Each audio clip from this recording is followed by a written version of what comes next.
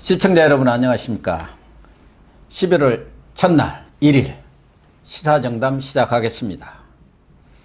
시청자 여러분, 이낙연 국무총리가 최장수 총리 기록을 갈아치운 가운데 후임 총리의 정세균 전 국회의장이 청와대에서 깊이 있게 검토하고 있다는 설이 흘러나와서 정치권이 술렁이고 있습니다.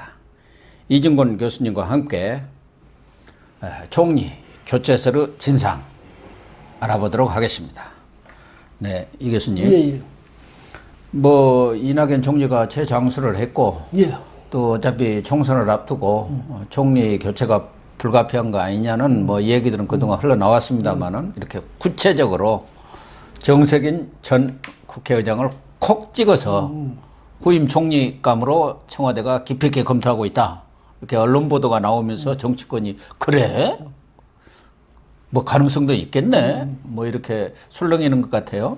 예, 이제 뭐 부정적인 요인을 하나 꼽자면 국회의장까지 한 양반이, 서열이 국가 서열 2위든 양반이, 야, 총리 그걸 받겠느냐, 뭐 이런 이제 그런 말을 할 수가 있고, 또 그러나 반면에 또 이 여권으로서 보면, 정권 측으로서 보면 정세균 전 의장만큼 그 당내에서라든지 또 이렇게 중량감도 있고 또 이 정세균 전 의장은 사실 이 사람 사귐이 굉장히 좋잖아요. 예, 인품이 뭐 원만하고 예. 뭐 또 실력도 있죠. 실력이 있죠. 우선. 이러니까 이런 상황에서 문재인 대통령이 지금 인사 트라우마 같은 게 있을 거거든. 예. 그러니까 이런 상황에서 만약에 총리를 안 갈면 좋겠지만 갈아야 된다면 정세균 전 의장만한 사람을 구하기가 어려울 거다.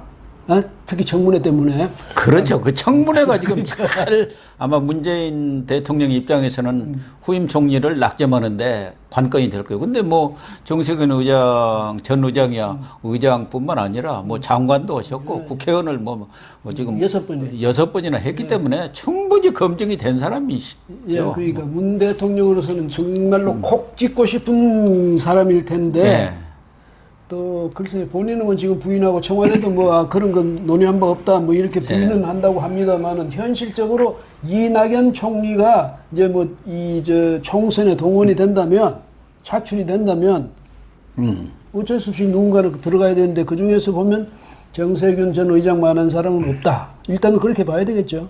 특히 호남 입장에서 보면은 이낙연 총리가 이제 전남 아닙니까? 그렇죠. 근데 정세균 의장은 전북이에요. 무진장에서 쭉 사선을 하시다가 종로로 올라오셨거든요. 예, 거기서 2번 했죠. 그렇기 때문에 뭐 호남표 그 가장 문재인 대통령의 제 1등 지지 텃밭 아닙니까? 그런 것을 감안하고 그런다면은 정세균 의장 설이 아주 상당히 설득력이 있고 또 하나는 지금 경제가 아주 어렵지 않습니까? 근데 정세균 의장은 원래 쌍용인가 거기 상무 출신입니다. 예. 현업을 잘 아는 기업에 그래서 산자부 장관도 있고 경제에 관해서는 거의 전문가 이상의 그런 수준이시라고 보면은 그런 점도 하나의 고려가 되겠죠. 그렇죠. 그리고 이제 워낙 지금 인사청문회 같은 게 어려운 상황이니까 대통령이 또 집권 후반기 들어가면 거기 총리를 맡아야 될 사람이고. 그런데 그런 사람 처음에 임명할 때부터 만약에 조국 사태 같은 게 생기면 이거 정말 정권으로서 치명적이거든. 그래서 가능하면 무난히 가고 싶을 것 아니겠습니까? 그래서 이제까지 보면 이낙연 총리 교체 아니다 뭐 좀 이렇게 했는데 아마 정세균 또 전 의장은 보면 호남에서 이 민주당계에서는 또 굉장히 중진이고 또 인망도 받고 정세균 뭐 의장은 싫어하는 사람이 없다고 그래요. 그런 것 같습니다. 그렇게 되면 사실은 그 문재인 대통령 그 트라우마도 있을 거예요. 뭐냐면 호남 출신들 전부 나가가지고 국민의당 만들었잖아요. 그런데 정세균 전 의장은 뭐 지역구가 그때는 호남이 아니어서 그렇다고 하더라도 어쨌든 지켰거든, 당을. 지켰죠. 그래서 그런 점도 아마 높이 평가되지 않을까 이런 생각이 드네요. 이낙연 총리도 자신의 그 교체설이 기자들이 물으니까 너무 오래 하는 것은 흉이다. 그렇지. 조화롭게 하겠다. 그러니까 본인 스스로도 총리직에서 물러날 생각을 갖고 있는데 그것은 인사권자, 임명권자의 또 뜻이라는 게 있지 않겠습니까? 예, 예. 그런 부분을 감안해서 하겠다는 거지만 이미 총리직을 내놓을 생각을 마음을 굳혔다고 봐야 하고 특히 당에서 요구가 지금 빗발치고 있지 않습니까?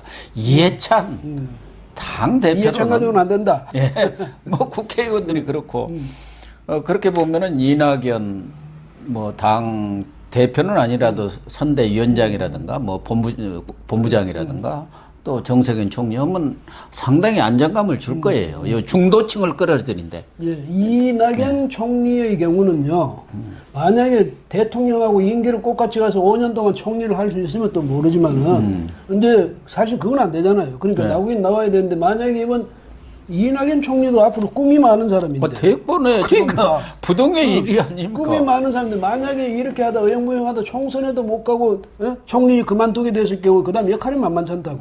예, 그래서 그럴 바에는 지금 총선 여기 이 기회에 총리는 이제 할 만큼 했으니까 나와서 국회에 들어가서 이제 이 뭐냐면 여권을 이끌고 나가가지고 다음 대선에 준비하는 그런 이제 모멘텀을 만들고 싶다 이런 생각이겠죠. 그런 점에서 이낙연 총리도 속으로는 참 은근히 정도가 아니지. 아주 불감청 고소원이죠. 예, 그렇게 말할 거예요. 특히 이낙연 총리의 약점은 당내 자기 세가 없다는 거예요. 예, 그렇죠. 아주 유능하신 분이지만 그분도 좀 따르는 사람들은 많지는 않아요. 그렇죠. 너무 일을 그냥 칼날같이 하다 보면 그런 게 있지 않습니까? 그래서 이번 총선을 거치면서 역할도 하고 또 자기 세를 부식할 필요가 있어요. 그런 점이 있는데 우선 또 하나는 지금 정세균 전 국회의장 이분에 대해서는 지금 뭔가 교통 정리를 할 필요가 있어요. 지금 종로가 지역구 아닙니까? 그런데 전임 의장들은 국회의장 하고 나면은 뭐 당연히 뭐 물러나는 걸로 이제 정치에서 이렇게 했는데 지금 정세균 의장은 그게 아닙니다. 내가 왜 물러나느냐? 얼마든지 일을 할 수 있고 지역구에서도 자기를 원하는데 근데 이미 임종석 전 청와대 비서실장이 거기에 집도 옮겨놓고 딱 입맛을 다시고 있지 않습니까? 그러면 뭔가 교통정리를 해줘야 해요. 그래 그렇게 하면 이제 글쎄 그렇게 문재인 정권의 실세들이 차관님 아무래도 정세균 전 의장은 문재인 뭐 하고 완전히 그 한 몸이다 이렇게 볼 수는 없잖아요, 그렇죠? 여하튼 한 달이 좀 건너 있는데 그러자면 만약 정말 임 전 실장이나 이런 사람들 가서 딱 차고 앉으면 야 이건 내 자리야 이럴 수도 없고 참 난처할 거예요. 또 어른 돼가지고 그럴 때는 그다음 내가 선택할 수 있는 선택지가 뭐냐 이걸 고민을 하게 될 텐데. 예, 정세균 의장이 지금 거기서 말씀처럼 정치를, 지금 이 순간 여기서 내가 정치를 그만둬 이거는 천만의 말씀일 거고, 하게 되면 뭐냐. 어쨌든 이제 국회에는 들어가야 된다 이런 생각을 하고 있을 거 아닙니까? 만약 그게 아니면 명예롭게 내가 정치 인생을, 마무리하는데, 그래도 총리는 국회의장하고 서열상 비교가 안 되죠. 이러지만, 또 한편으로는 그 양반 생전에 말이지 족보야 말이지 국회의장도 했고 총리도 했고 영의정 그러니까 영의정 이렇게 되는데 힘으로 보면은 총리가 낫죠. 훨씬 낫지. 그렇게 그런 점에서 보면 저 정세균은 이제 아니야 이러지만 속으로는 주면 뭐 내가 어쩔 수 없는 척하고 받지 뭐 이 정도는 돼 있을 거예요. 왜냐면 청문회도 뭐 내가 누가 설마 나보고 자유한국당 같은 데서 내가 저 총리 나오는데 그렇게 말이지 모질게 하겠느냐 이런 것도 있을 거고 하니까. 그러니까 정세균 의장이 국회의장 하던 시절에도 야당 입장을 많이 배려를 했어요. 그렇기 때문에 야당 측에서도 정세균 의장에 대해서 비토오는 사람들은 별로 없어요. 그럼요. 저도 뭐 개인적으로 교분이 아주 깊은데 전에도 한번 제가 어떤 자리에서 물어봤죠. 그 총리설도 있습니다. 또 그분이 아직까지는 대권 꿈을 버리지는 않았습니다. 몇 차례 도전했는데 안 됐죠. 실력이나 인품은 다 있는데 국민들이 안 알아주니까 뭔가 이렇게 박력이랄까 뭔가 카리스마랄까 이런 것이 좀 부족하다 보니까 늘 웃는 얼굴 아닙니까? 카리스마하고 대중성, 그게 부족해요. 그게 부족한 거지. 그럼에도 불구하고 아직 대권 꿈을 놓고 있지는 않기 때문에 그때도 그러더라고요. 국회의장을 지내고 서열이 낮은 총리로 가기에는 좀 그렇지. 뭐 이렇게 웃으면서 이야기하는데 그렇다고 해서 꼭 대통령이 우리 정 의장님이 좀 도와주셔야겠습니다 하면은 저는 절대 못합니다 하지는 않을 걸로 봅니다. 그거 국회의장 지나고 아무 역할은 없는 것보다는 예? 뭐 어떤 자기에게 의미 있는 역할을 주면 그것이 설령 저 시골 마을에 무슨 동네 의장이라고 예? 자기가 의미 있다고 생각하고 보람 있다고 생각하는 일이거든 마다할 이유가 없잖아요. 그렇죠. 그다음에 오늘날 이를테면 민주주의 국가에서 무슨 뭐 그렇게 서열 그건 의장 서열이지 실권을 따지면 총리가 낫지요.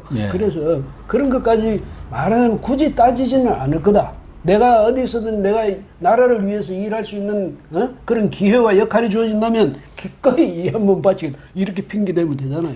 그래서 여권 내에서는 아직 확정은 안 됐지만 예를 들면 바톤 타치를 한다 할 경우 지금 한국당이 다소 상승세가 주춤하는 그런 상황이지만 문재인 대통령의 여러 가지 실정들이 이렇게 거듭되면서 총선 승산이 만만치 않다.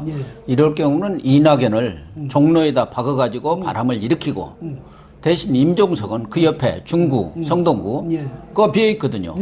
고리 보내든가 아니면은 나경원 지역에 보내가지고 아주 맞짱을 붙으면서 이 선거 바람을 일으킨다. 이런 전략도 세우고 있는 것 같아요. 여권에서 가만히 들어보니까요. 어쨌든 이낙연 총리가 활용성이 높아요. 총선에서 그 역할을 해주기를 이제 당에서도 바라고 왜 안 오느냐. 이해찬 대표 가지고는 안 된다. 뭐 이런 게 있잖아요. 그런데 그래서 가면 뭐 상징성이 있는 저 종로 같은 데도 좋겠죠. 좋은데 이제 임종석 전 실장 이야기 나와서 그런데 자유한국당의 저 김용태 전 사무총장 있잖아요. 그때 뭐라고 했냐면 자기 지역구 내놨잖아. 내놓으면서 뭐라 했냐면 저는 임종석 가는데 끝까지 따라가서 맞짱 뜨겠다고 그랬거든. 근데 뭐 공천을 주어야죠. 글쎄요. 그런데 어떻게 될지 모르겠습니다만 황교안 대표 체제라고 하더라도 이 김용태가 그래도 김용태 의원이 그렇게 열심히 했는데 공천 안 준다 이러면 그거는 말이 안 되는 소리고 그 의리가 없는 정당이 되죠. 그래서 그거는 할 건데 김용태 뭐냐면 전에 그런 우스개도 이야기했어요. 임종석 실장 임실입니까? 어딥니까? 그쪽이 아닙니다. 저기 전남 쪽입니다. 그래, 전남보네. 그러니까 그쪽으로 간다던데 이랬더니 그거 같으면 좀 생각해요. 왜냐하면 자기는 그 연구가 없잖아. 뭐 그런 우스개 이야기도 하고 그랬는데 그래서 이렇게 임종석 전 실장이 종로를 자기가 못 박아놨다가 이낙연 총리 오면 순순히 또 물려줄까? 그것도 생각해봐요. 왜냐면 임종석 그 전 실장도 저 대권 꿈이 있잖아요, 그 사람. 그럼요, 있죠. 그럼 상징성 있는 지역을 두고 양보하고 싶겠느냐 그런 것도 있긴 있겠네요. 지금도 뭐 실질적으로 이 국정을 뒤에서 컨트롤하는 사람이 임종석이다 이런 설이 계속 있는 건데요. 근데 또 일각에서는 임종석 측에서 정세균의 출마 의지를 꺾기 위해서 쓱 총리론을 흘렸다. 언론한테 이렇게. 그런 얘기들도 있더라고. 하도 정치권이라는 게 요상스러운 것이어서요. 아니, 그러니까 오만 저 가능성이 다 생각될 수 있고 또 그게 다 맞을 수도 있어요. 그럼요. 그래서 그런 점에서 볼 때,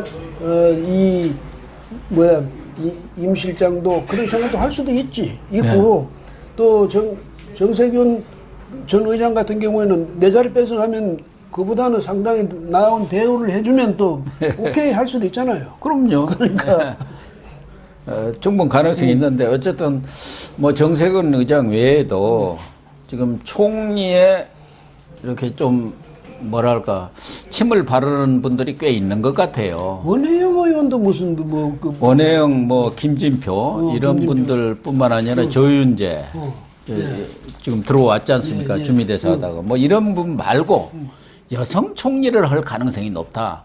그 중에서도 그동안 거론된 분들이 뭐 유은혜라든가 김현미 뭐 이런 장관들 여기는 아직은 격이 낮고 추미애 전 대표가 제일 관심을 갖고 있다는 거예요. 지금 사실 그 지역에 오세훈 전 시장이 나가서 표밭을 갈고 있지 않습니까? 또 너무 다선이어서 어차피 물갈이 대상도 되고 그래서 근데 총리 이러면 물망에 오른 사람도 무수히 많을 거고, 예. 또 스스로가 그 전화기 옆에 두고 기다리는 사람 수없이 많을 거고 이런데, 그래서 만약에 그러면 추미애 여성을 생각한다면 추미애 의원도 충분히 가능성이 있죠. 가능성이 있고, 문 대통령도 남자보다는 또 여성 뭐 우대한다는 이런 저 이미지를 주기 위해서라도 고려해 볼 만한 사항이긴 하겠네요. 예. 반기문 전 유엔 사무총장 있지 않습니까? 예. 최근에 뭐 기후 변화 협약인가 뭐 예. 그 의장인가 예. 이사장을 맡고 계시는데 이분도 상당히 관심이 많다고 합니다.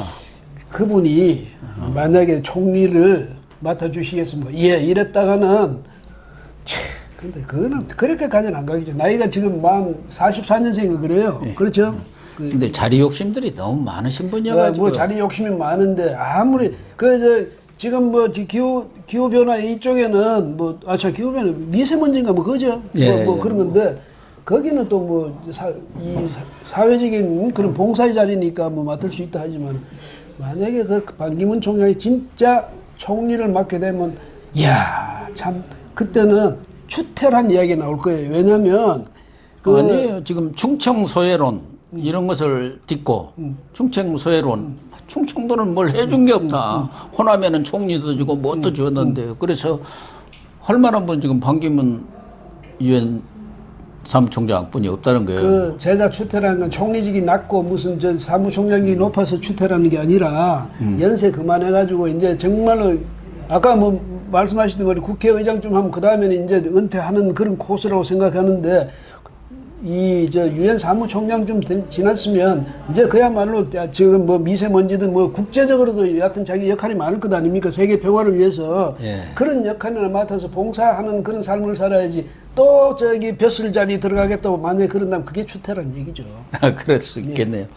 근데 이제 이번에 뭐 총리가 교체되면 어차피 정기 국회가 끝난 뒤 되지 않겠습니까? 뭐 빨라야 12월 말 내년 초 이제 총선 앞두고 전반적인 이런 샤플이 이루어질 텐데 그 경우에는 이제 외교 안보팀의 교체, 예. 그건 청와대도 마찬가지고 정의용 외교안보실장 너무 오래 했다. 또 거기에 또 힘을 쓰는 분 한 분 계시잖아요. 김현종 제2차장인가요? 안보실. 외교부 장관 역할 한다며. 예. 그런데 또 외교부 장관, 강경화, 여기도 무슨 투명인간 이런 직급을 받고 있는 데다가 정경두 국방장관. 그래서 서훈 국정원장이 뭐 안보실장으로 온다.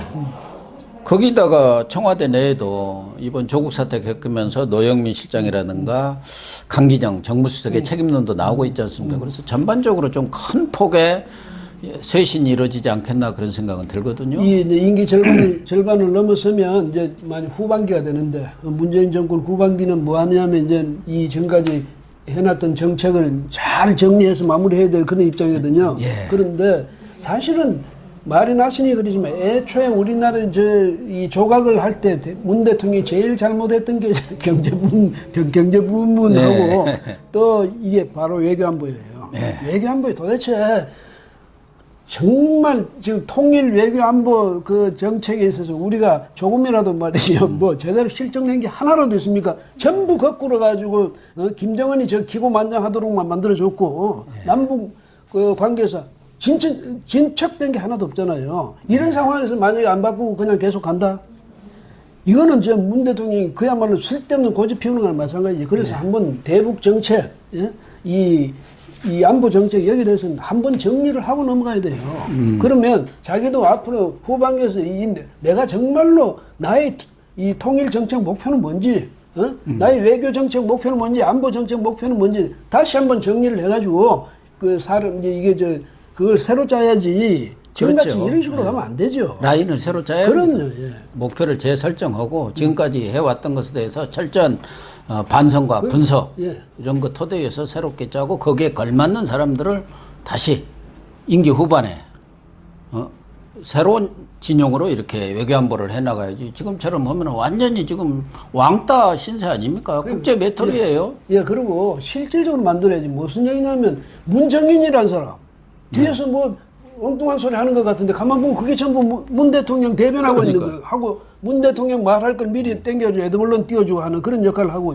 그러니까 통일 정책이나 외교 안보 정책에 있어서 누가 중심인지 누가 일을 하는 건지 누가 진짜 실세인지 국민들이 헷갈리도록 하고 있거든요. 대통령이 정말 거기서 무슨 대단한 중심적인 역할을 하느냐 아니면 주변에 있는 뭐 문정인이나 뭐 이런 사람들이 뒤에서 이렇게 코치를 하고 있느냐 이런 것에 대해서도 국민들이 참 헷갈리고 하니까 정책이 일관성이 있고 정책이 중심이 있는 정책 그런 걸 나가야지 지금은요 너무 풀어져 가지고 국민들이 문재인 정권 도대체 뭘 하냐 이런 그 물음이 많잖아요. 그래서 뭐 국방장관에도 김영우 씨 전 육군 참모총장 했죠 얼마 전까지 그분 또 외교장관에는 김현종 2차장 그리고 외교안보 실장 여기에는 아까 얘기한 대로 서훈 국정원장 이런 분들이 지금 아마 주요하게 이렇게 검토가 되고 있는 것 같아요. 정의용 뭐 안보실장 이름은 안보실장이지만 사실 외교관 출신이잖아요. 그렇죠. 그런데 남북한 간에 이렇게 굉장히 지금 첨예하게 민감하게 맞서고 있는 이런 상황이고 사실 우리는 이렇게 뭐 다른 외교보다는 우리 외교라 그러거나 혹은 안보라고 그러면 전부 북한하고 관련된 거거든. 그런데 정의용이라는 사람 애초에 기용한 게 웃기지. 뭐냐면 거기에다가 안보 전문가라든지 북한 전문가라든지 국방 전문가라든지 이런 사람을 앉혔어야지 어떻게 가장 그 통일 외교 안보 정책에서 핵심이 되는 그 자리에다가 정의용 씨 이름도 저는 옛날에는 들어보지도 못했어요. 아, 그랬어요? 예. 저는 좀 들어는 봤습니다. 제가 외교부 출입할 때 대변인인가 하고 그래가지고 조금 안면은 있습니다. 뭐 그런 것과는 별개로 얼마 전에 이해찬 더불어민주당 대표가 조국 사태 이후 그런 상황들에 대해서 책임론이 당내에서 불거지고 그러니까 뭐 사과를 하기는 했는데 그게 사과입니까? 깡통 사과로 해가지고 오히려 더 사과한 이후에 말이 많은 것 같아요. 지금까지도 이어지고 있는 것 같아요. 간담회를 한 40분 했다면서요. 그런데 조국이라는 말 한 번도 안 나왔대. 한 번도. 그러니까. 그러면서 송구하다고 했는데 그럼 누구한테 뭐 때문에 송구한지 그걸 모르잖아요. 예. 주어가 없이 예. 수로고 목적어만 있는 것 같아요. 그러니까 문장이 안 돼요. 송구하다 이거는 죄송하다는 거 또 다르거든. 송구하다 유감스럽다 이런 말이죠. 예. 누군지는 모르지만 또 뭐 때문인지는 모르지만 송구하다 이렇게 되는 거야. 이런 것은 뭐냐면 이해찬 대표가 좀 말하자면 국민들한테 좀 무례하거나 예? 또 책임 회피 오만한 거죠. 그래서 그렇게 하면 안 되거든요. 왜냐하면 뭐 자기가는 나이가 좀 들었다고 생각해서 그런지 모르지만은 그런 식으로 하면 안 됩니다. 왜 국민한테는 예의를 지켜야죠. 그런데 밑도 끝도 없이 송구합니다 이러면 국민들이 뭐 알아서 드러나는 거 아닙니까? 그러니까요. 예? 그래서 그 원래는 31일 날 의원총회에서 당내 의견을 수렴한 뒤에 나름대로 어떤 당 쇄신안 이런 것을 발표한다고 했는데 문재인 대통령의 상의 당하면서 4일로 연기는 했어요. 그걸 아주 빌미 삼아서. 그러면서 먼저 이렇게 자기 책임론에 선수를 쳤는데 4일 의총에서는 좀 얘기들이 많이 터져 나오겠죠. 근데 이런 얘기가 있대요. 뭐냐면 우리 저 책임 권리 당원이 70만 명인데 네. 나보고 뭐 나가라고 이런 떠드는 사람은 2,000명밖에 안 된다. 그러니까 괜찮다는 얘기. 이런 식으로 뭐 뭉기적거리고 앉아 있고 이러는데 이제 정치 그만 좀 했잖아요. 그만큼 했으면 뭐랄까 시종이 분명히 해야지. 들고 나가는 그것도 분명히 해야 되고 하는데 사람이 나이가 그만큼 돼가지고 나이 자랑할 정도가 되면 대신에 행동 깔끔해야 되거든요. 제 생각에는 남 정치하는 사람 보고 제가 이제 백수니까 그럼 같이 백수하자 이렇게 말하는 것 같이 들려서 좀 그거 하긴 한데. 이 교수님이 백수입니까? 이렇게 방송도 하시고 또 그러니까, 뭐 칼럼도 쓰시고 뭐 일이 많죠. 그러니까 그 사람도 이제 정치 그만큼 했으면 보니까 별로 앞으로 실적 낼 일이 없어요. 근데 그건 젊은 사람 감점 요인만 많죠. 그러니까 젊은 사람한테 맡기고 괜히 나이 들어서 추태 보이지 말고. 근데 하나 이제 제가 그래도 보니까 희망적인 거는 이런 게 있더라고. 심상정 정의당 대표가 10% 늘립시다 이랬잖아요. 예. 그러니까 요번에 그 간담회 때는 안 된다고. 그거는 300명 이거는 절대적인 기준이라고. 그거는 절대 안 넘는다고 이렇게는 이야기했는데 그래서 그 양반 말을 들어야 되는 건지 뭐 믿을 만한 건지 그건 잘 모르겠어요. 예. 마지막으로 하나 좀 짚고 넘어가지 않을 수 없는 게 민주당이 이제 4일부터 예. 국회의원에 대한 평가에 들어갑니다. 예, 그렇죠. 그 중에서 중요한 항목 중에 하나가 입법을 얼마나 했느냐, 법안을 얼마나 많이 제출하고 노력했느냐. 국회의원이라는 게 입법하고 예산 심의하는 게 일이. 그것 때문에 최근에 그냥 엄청나게 민주당 의원들의 입법안이 의안과에 쏟아지고 있다는 거예요. 이춘석 의원 같은 사람은 지난달 30일에 하루에 20건을 내버렸다는 거예요. 초인적이네요. 그래가지고 31일에 이제 그때까지가 대충 마감인 모양인데 민주당에서 들어온 것이 181건인가 예. 뭐 이렇게 쏟아져 들어왔답니다. 그게요, 그러니까 그 법안을 보고 어떤 그 의안과 이 문법도 안 맞고 뭐 엉터리 법안들이 이렇게 해도 되느냐 뭐 그런 개탄을 하더라는 게 언론에 났더라고요. 이제 법안 올리면 한 10명만 있으면 돼요. 발의하려면. 그러니까 가서 이제 쓱 한 바퀴 그럼 돌리죠. 전부 품앗이 하는 거지. 예. 품앗이 야, 내 거 사인해줘. 난 네 거 사인해주고 이런데, 그거 이제 심사하면요. 그것도, 그러니까 법안 실적도 있고요. 발의한 실적도 있고, 또 하나가 뭐냐면, 국회 안에서, 국회 안팎에서 세미나 같은 거 있잖아요. 세미나 공청회.